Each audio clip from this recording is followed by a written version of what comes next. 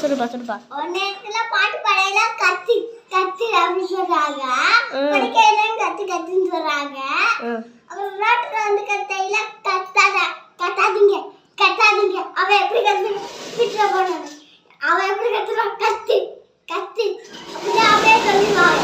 அப்புறம் ஐயோ தலை வரைக்கும் டக்கு அப்படியே மண் அடிக்கணும் போல இருக்கு. சவுண்டா சவுண்டா சவுண்டா பாட்டு படி சவுண்டா பாட்டு படி சவுண்டா பாட்டு படின்னு சொல்றா அம்மா. அப்புறம் என்ன பண்றாங்க? அப்புறம் ரோட்ல வந்தோடனே